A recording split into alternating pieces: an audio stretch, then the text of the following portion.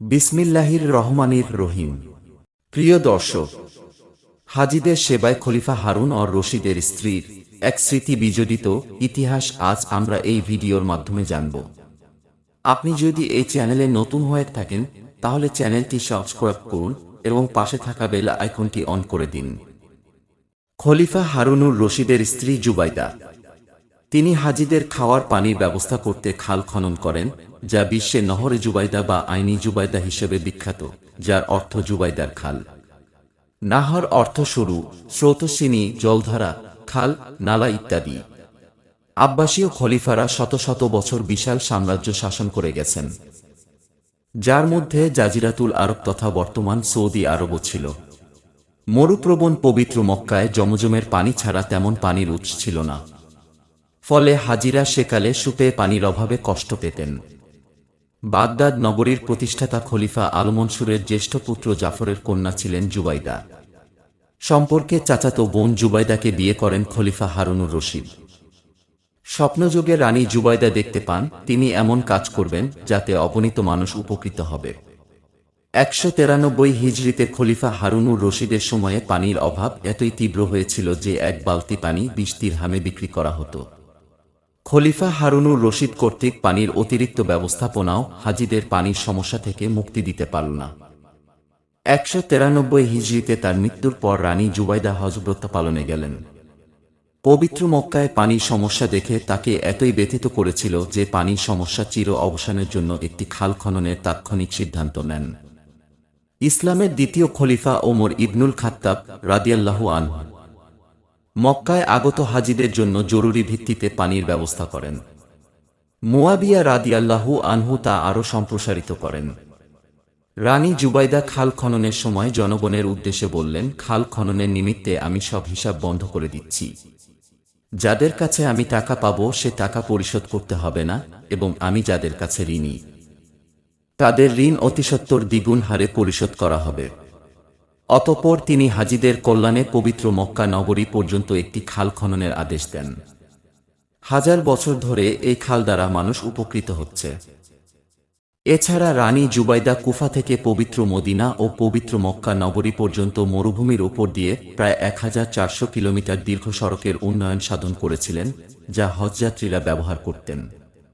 পবিত্র মক্কা ও পবিত্র Medina Baghdad ভিত্তিক আব্বাসীয়দের শাসনাধীন ছিল দীর্ঘ সময় ধরে। ফলে আব্বাসীয় শাসকরা বাগদাদের সঙ্গে এই পবিত্র নগরীর যাতায়াতের জন্য রাস্তা সংস্কার, মঞ্জিলে নানা সুযোগ সুবিধা, নিরাপত্তা ইত্যাদি বিষয়ে অর্থ ব্যয়ে পৃষ্ঠপোষকতা করেন। প্রাচীনকালে দিনে বিশ্রাম, রাতে যাতায়াতের প্রচলন ছিল। সাধারণ নিয়মে এক রাতে ১৬ মাইল পর্যন্ত যাওয়া যেত। ১৬ মাইল পর বিশ্রাম অবস্থানকে বলা হতো মঞ্জিল। রানী জুবাইদা বাগদাদ থেকে পবিত্র এই দুই নগরীতে যাওয়ার মঞ্জিলগুলোর সুযোগ সুবিধা বাড়াতে বিপুল অর্থ ব্যয় করেন।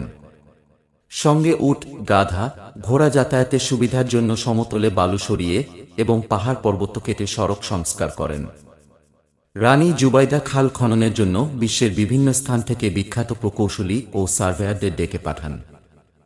সমগ্র এলাকা জরিপ করার পর তারা সিদ্ধান্ত দেন হুনায়ন, পবিত্র মক্কা ও তায়েফের মধ্যবর্তী পাহাড়ি অঞ্চলের উপত্যকার পার্বত্য ঝরনা, যা সেখানকার অধিবাসীদের পানীয় জল, সেচের জলের প্রয়োজন মেটাত, সেখান থেকে খালটি খনন করে আনা হবে। এই অঞ্চলটি কঙ্করময়, অনুর্বর, শুষ্ক এবং এর আবহাওয়া উষ্ণ। ফলে ভূপৃষ্ঠে একটি খালের অস্তিত্ব টিকিয়ে রাখা কঠিন ছিল। তাই প্রকৌশলীরা টানেলের মাধ্যমে ভূগর্ভস্থ খাল খননের পরিকল্পনা করেন, জনগণ যাতে এই খাল থেকে পানি সংগ্রহ করে তাদের প্রয়োজন মেটাতে পারে। এর জন্য কিছুদূর অন্তর অন্তর ভূপৃষ্ঠে পানির স্টেশন স্থাপন করা হয়। হুনায়ন উপত্যকার ঝরনার পানি এবং পথিমধ্যে অন্যান্য উৎসকে এই নহর অভিমুখে এনে এর সঙ্গে সংযুক্ত করা হয়। রানী জুবাইদার নির্দেশে হুনায়ন উপত্যকার ঝরনার পানির অন্যান্য উৎস বিপুল পরিমাণ অর্থের বিনিময়ে ক্রয় করা হয়েছিল। তিনি বলেছিলেন, যদি প্রয়োজন হয় কোদাল এবং শাবলের প্রতিটি আঘাতের জন্য আমি এক দিরহাম অর্থ পরিশোধ করব। বহু বছরের কঠোর পরিশ্রমের পর অবশেষে জাবালি রামা তথা দোয়ার পর্বত পেরিয়ে এই নহর আরাফাতে নিয়ে আসা হয়। অতঃপর নিয়ে আসা হয় মুজদালিফা ও মিনায়। ২৪৫ হিজরিতে পবিত্র মক্কা এলাকায় ভূমিকম্প হয়েছিল। ফলে নহরে জুবাইদার বিভিন্ন অংশে ফাটল দেখা দেয়।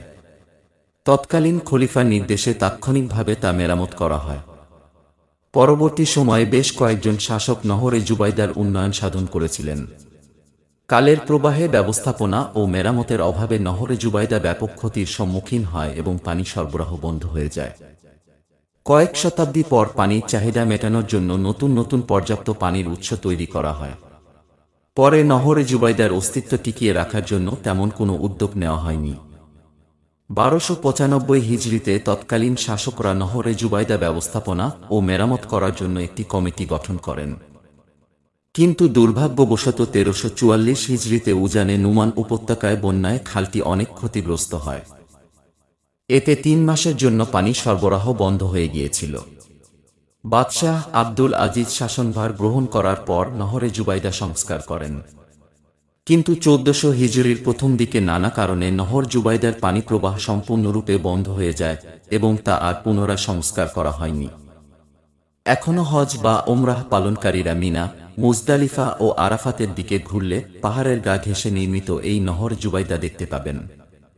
মানব দরদি রানী জুবাইদার স্মৃতি জাগরুক রাখতে সৌদি সরকারের প্রতি আহ্বান থাকবে।